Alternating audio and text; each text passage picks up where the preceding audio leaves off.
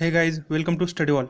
आप सभी को पता ही होगा कि अगर किसी देश पे आसमानी हमला होता है तो उससे बचने के लिए हर एक देश अपना एयर डिफेंस सिस्टम तैनात करता है। आप सभी को पता ही होगा कि अभी जो सबसे ज़्यादा घातक एयर डिफेंस सिस्टम है वो रशिया का S-400 एयर डिफेंस सिस्टम है। S-400 सिर्फ रशिया का ही नहीं बल्कि दुनिया का सबसे घातक एयर डिफेंस सिस्टम है और जिसकी कैपेसिटी अमेरिका के 5th जनरेशन के फाइटिंग एयरक्राफ्ट जैसे कि F-22 रैप्टर, F-35 लाइटनिंग जैसे एयरक्राफ्ट को वो आसानी से रोक सकता है।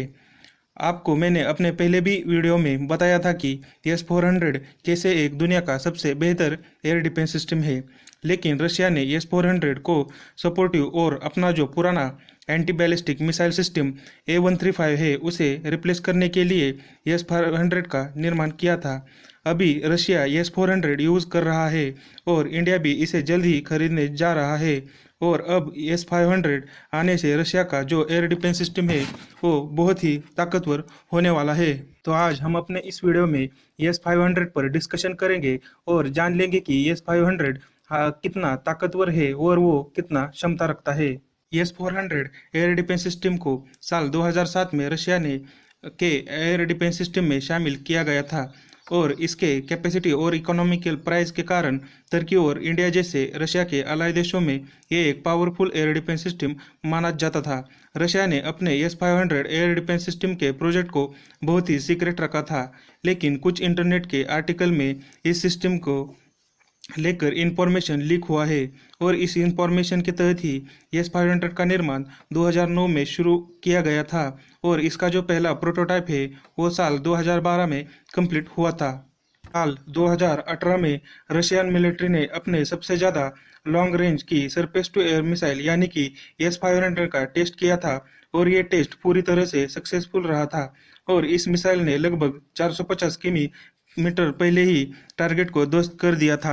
S-500 एयर डिफेंस सिस्टम पूरी तरह से नई डिजाइन पर बनाया गया है और इसमें नए कंप्यूटर सिस्टम और रडार सिस्टम और इतना ही नहीं बल्कि इसमें यूज किए जाने वाले मिसाइल भी नए प्रकार के होंगे। इसकी वजह से ही ये S-400 से ज़्यादा पावरफुल और घातक एयर डिफेंस सिस्टम हो सकता है।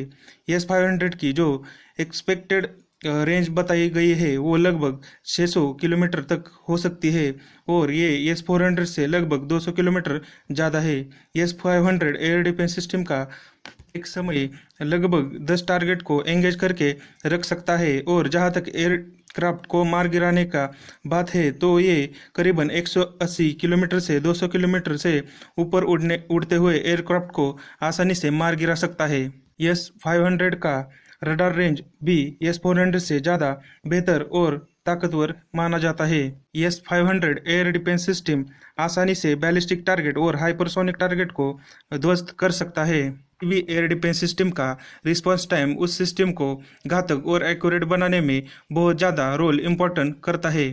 रिस्पांस टाइम यानी कि कितने समय में अगर कोई टारगेट इस एयर डिफेंस सिस्टम के खिलाफ दागा जाता है तो ये सिस्टम उस टारगेट को डिटेक्ट करके उसके खिलाफ मिसाइल दाग देती है और उसे डिस्ट्रॉय कर देती है। S-500 का एयर डिफेंस सिस्टम का रिस्पांस टाइम लगभग 3 से 4 सेकंड का है, यानी कि अगर कोई मिसाइल S-500 को टारगेट करना चाहती है तो उसके लॉन्च होने के 3 से 4 सेकंड बाद ही ये मिसाइल उसे डिटेक्ट करेगा और मार गिराएगा, जो कि S-400 से बहुत कम है।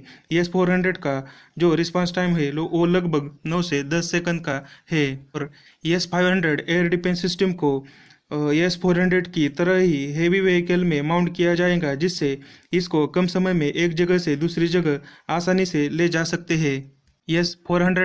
S-500 में जो मिसाइल यूज़ किए जाएंगे वो पूरी तरह से नए मिसाइल यूज़ किए जाएंगे। उसमें 77 M6 और 77 M6 MN1 और ये रशिया के पहले ही ऐसे मिसाइल है जो न्यूक्लियर वॉरहेड को आसानी से डिस्ट्रॉय कर सकते हैं और इसके कारण ही ये पहला एयर डिफेंस सिस्टम हो सकता है जो लो ऑर्बिट सैटेलाइट और 5th जनरेशन के एयरक्राफ्ट को आसानी से ध्वस्त कर सकता है।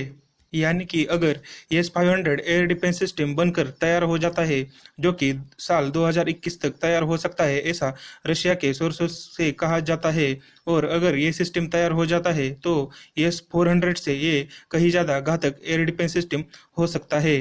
तो आपको ये वीडियो कैसा लगा? आपको ये वीडियो अच्छा लगा है तो वीडियो को लाइक और शेयर कीजिए और चैनल को सब्सक्राइब कीजिए ताकि आपको ऐसी ही इंफॉर्मेटिव वीडियो मिलती रहे सबसे पहले।